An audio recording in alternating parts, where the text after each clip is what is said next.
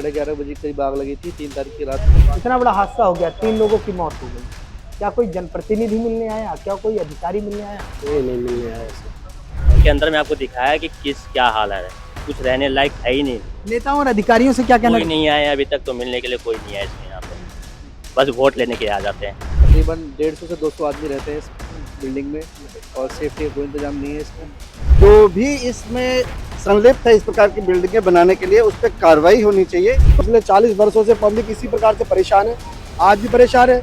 इतनी बड़ी बिल्डिंग जल गई है, कोई पूछने नहीं आ रहा। ये जो नगर पालिका है ना, ये पूरे भारत की सबसे भ्रष्ट नगर पालिका है। चाहे यहाँ पे कोई भी रहा हो, यहाँ पे भ्रष्टाचार नहीं रुका।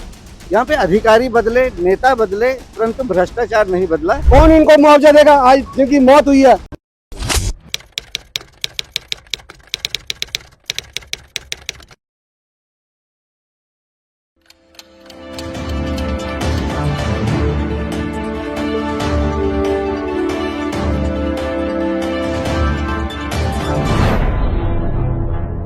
एक तरफ पूरा देश होली का जश्न मनाता रहा, तो वहीं दूसरी तरफ 40 से ज्यादा परिवार दिल्ली से सटे गाजियाबाद में शोक मनाते रहे। दरअसल मैं ये बात इसलिए कह रहा हूं क्योंकि दरअसल अब इस बिल्डिंग को देखिए।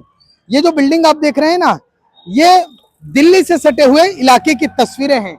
न्यू अजंता पार्क में ये अपार्टमेंट है। लगभग 40 से ज्यादा जो परिवार है वो इस अपार्टमेंट में रहता है। और ऐसे में लगभग 3 तारीख की रात, यानी कि देर रात, लमसम 11:30 बजे के आसपास इस इमारत में आग लगी।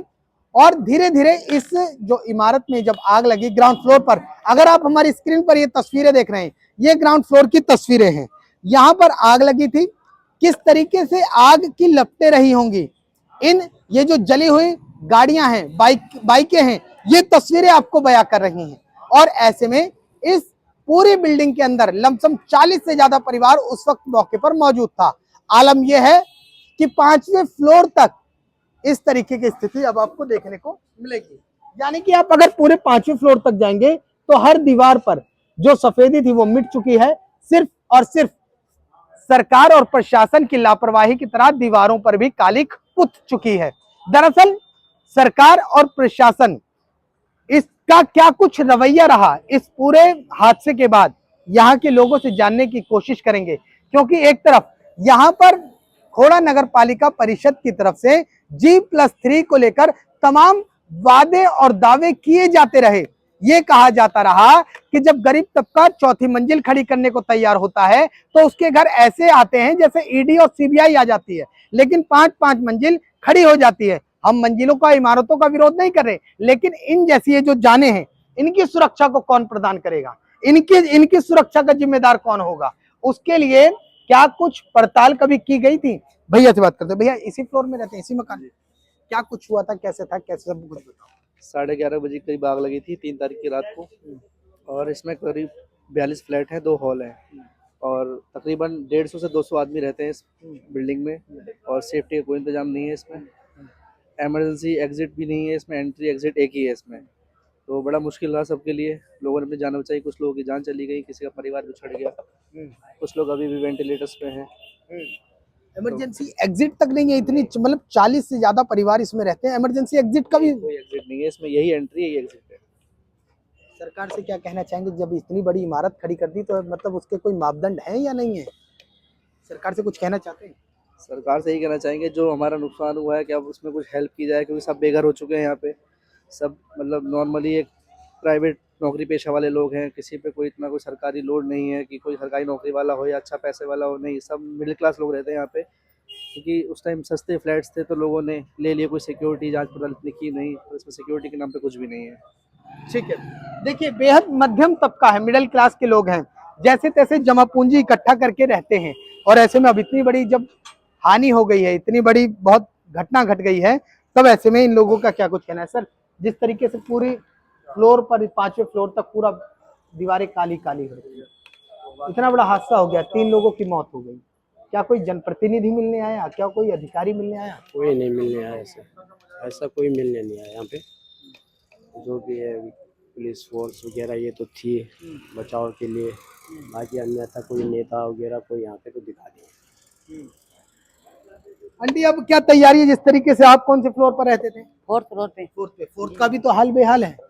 हाँ, हम तो फर्स्ट फ्लोर पे रहते थे ना, बैक साइड में नहीं, फर्स्ट फ्लोर पे रहते हम लोग। हम सरकार से चाहते हैं कि हमारी बिल्डिंग को मेंटेनेंस मिले, पूरी बिल्डिंग बने, यहाँ से छोड़ के नहीं जाएंगे हम लोग। हमारी बिल्डिंग का जो भी है मेंटेनेंस पूरा सरकार को करना पड़ेगा, तो अभी योगी सरकार से। अभी कैसे रहना सहना हो रहा है, क्योंकि अभी तो रहने लायक ही नहीं है नहीं कुछ। नहीं, अभी तो ऐसे रह रहे हैं हम बाहर, रिश्तेदार की इधर परेशान है बहुत। मजबूरी है, रिश्तेदार की इधर भी रहना मजबूरी है। कितने दिन रह जाओगे आप? रिश्तेदार 1-2 दिन का होता इसी है। बिल्डिंग में सरकार से अपील है कि हमारी बिल्डिंग को जल्दी से बनाए, बना के दे हमको फिट और करके, बस बाकी कुछ नहीं है ऐसी। देखिए ये लोग कह रहे हैं ना कि प्रशासन से और सरकार से गुहार है कि जिस तरीके से बिल्डिंग के ये जो हालात हैं, ऐसे में इस हालात यानी कि जो मेंटेनेंस का काम है, ये इनको कहीं ना कहीं एक राहत के तरीके से इनको प्रदान कराया जाए और इनको दोबारा से इसी फ्लैट के अंदर रहने लायक बनाया जाए, क्योंकि अभी जो हालात हैं वो बेहद दयनीय हैं।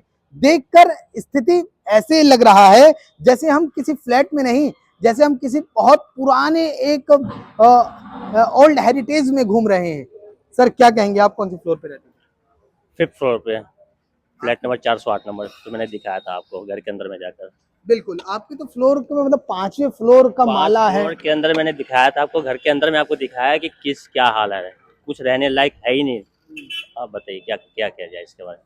नेताओं और अधिकारियों से क्या कहना? कोई नहीं आया अभी तक, तो मिलने के लिए कोई नहीं आया इसमें यहाँ पे। बस वोट लेने के लिए आ जाते हैं, बस वोट ले लो, बस हो गया इनका काम, बस। यहाँ से तो कैबिनेट मंत्री भी हैं प्रदेश सरकार के। सर ये आप बताओ ना, यहाँ पे इतना बड़ा हादसा हुआ, कौन आया देखने के लिए? कोई भी नहीं आया। अड़ोस पड़ोस वाले ने यहाँ पे आके सबको मदद किया है, ट्रेवल लगा लगा के लोगों को बचाया है। बिल्डिंग बन जाता जल्दी जल्दी जो हो जाए। आप देखिए यहाँ पे भी EMI चल रहा है, इतना सैलरी तो है नहीं कि मैं यहाँ पे भी दूं और दूसरी जगह भी रेंट पे रहूं, इतना तो हैसियत है नहीं। तो बस गुजारिश यही है कि जल्दी से जल्दी जो यहाँ पे लोग फैमिली रह रहे हैं, तो इनको कहीं पे रहने के शिफ्ट किया जाए जब तक बिल्डिंग सही ना हो जाए।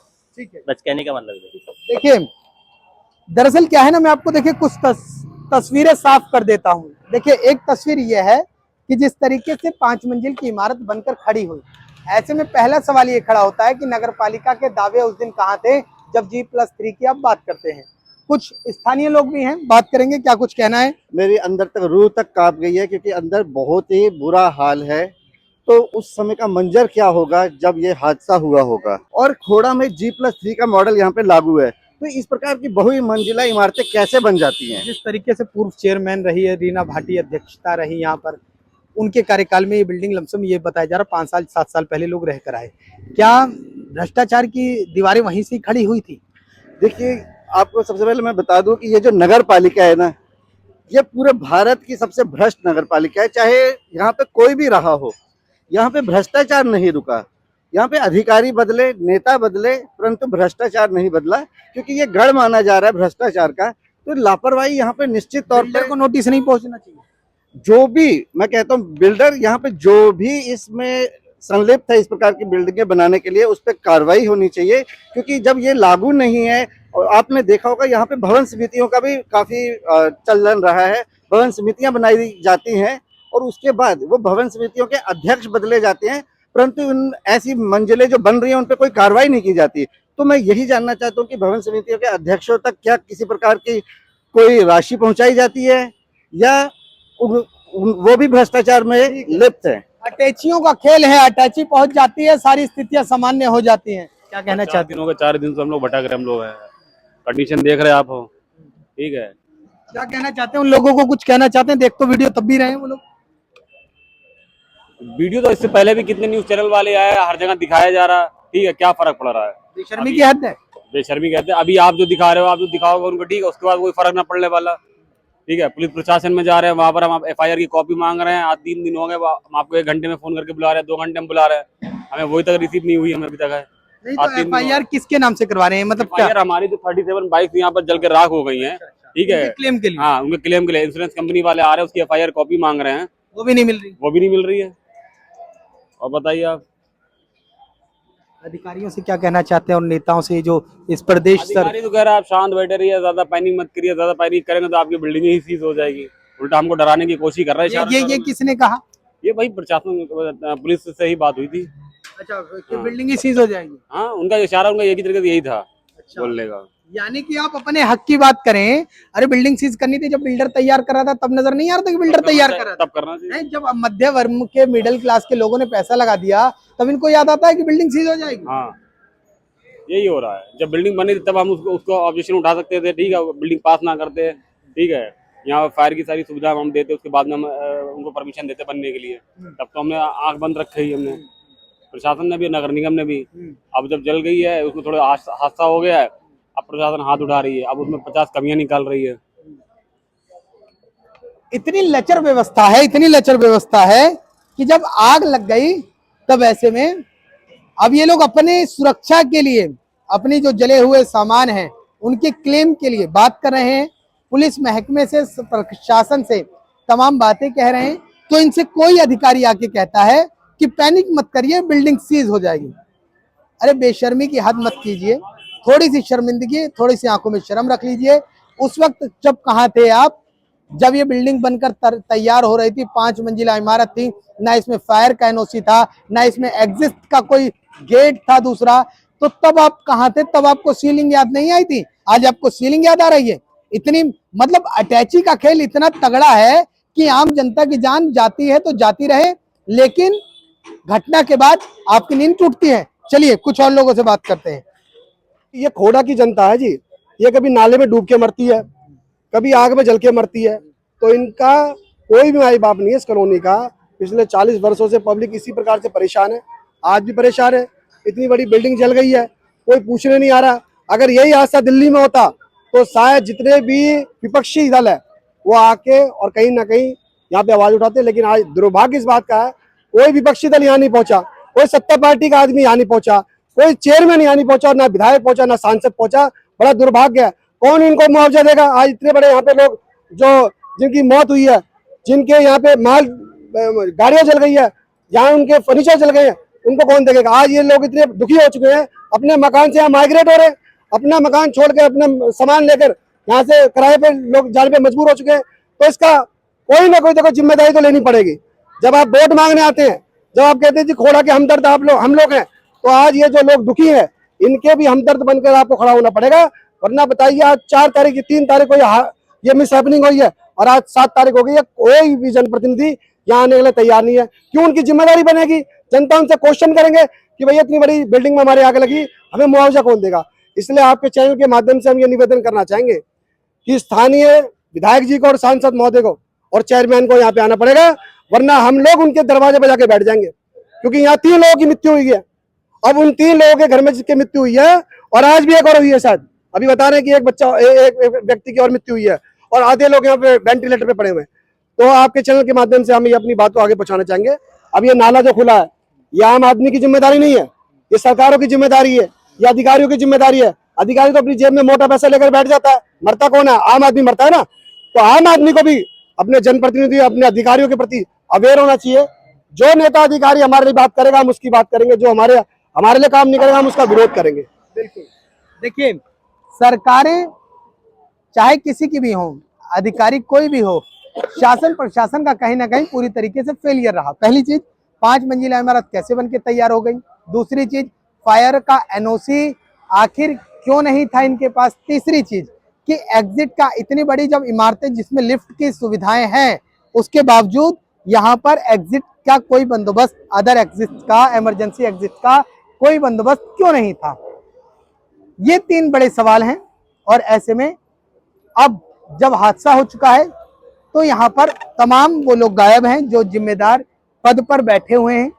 सर क्या कहेंगे, वर्तमान यहाँ के जो मंत्री हैं, यहाँ के जो चेयरमैन हैं, क्या कहना चाहते हैं? क्या बोल सकते हैं उनके लिए हम? कोई सुनने को राजी हो तो हम कुछ बोले। इतने बेशरम हो चुके हैं। बेशरम से ज्यादा है, कोई देखने नहीं आए तो इससे बड़ी बेशरमती क्या है? फिलहाल ये जीएनटी बिल्डिंग को सीज नहीं होने देंगे, हमको अपने फ्लैट तो सीज होने को कह कौन रहा है? हाँ नहीं होने देंगे, क्योंकि बोले थे ना एक बार ऐसे, हमारी बिल्डिंग को बनाओ, सुरक्षित रखो, हम अपने फ्लैटों में रहेंगे। ये लोग बेहद असहज महसूस करें, असहाय महसूस करें और उस जनप्रतिनिधि का इंतजार कर रहे हैं कि वो यहाँ पर पहुंचे, इनका हाल पूछे और कहीं ना कहीं शासन और प्रशासन के स्तर पर इनको मदद का आश्वासन दे, ताकि जिस तरीके से अभी जो हालात हैं उसको लेकर ये बहुत कहीं ना कहीं असहाय महसूस कर रहे हैं। भैया इंतजार है अब जनप्रतिनिधियों का, सरकार का, प्रशासन। इंतजारी है, देखते हैं कब तक होगा, क्या कह सकते हैं। करण अर्जुन आएंगे? पता नहीं, इस जन्म में आएंगे या अगले जन्म में आएंगे, ये तो नहीं कह सकते। इसके अलावा इन करण अर्जुन आएंगे कि नहीं आएंगे, यानी कि करण अर्जुन का मतलब है पक्ष और विपक्ष और प्रशासन, वो आएंगे कि नहीं आएंगे। जैसे माँ अपने करण अर्जुन की राह तक रही थी, वैसे ही यहाँ के जो स्थानीय निवासी हैं वो जिम्मेदार मंत्री, विधायक, सांसद और चेयरमैन का इंतजार कर रहे हैं कि वो यहाँ पहुंचे, इनकी सुध लें और कहीं ना कहीं मदद का आश्वासन दें। आश्वासन ना दें बल्कि पूरी तरीके से इनकी जो मदद हो सके वो कहीं ना कहीं इनकी की जाए। गाजियाबाद से कैमरामैन राकेश के साथ मैं राहुल शुक्ला, नमन सत्य।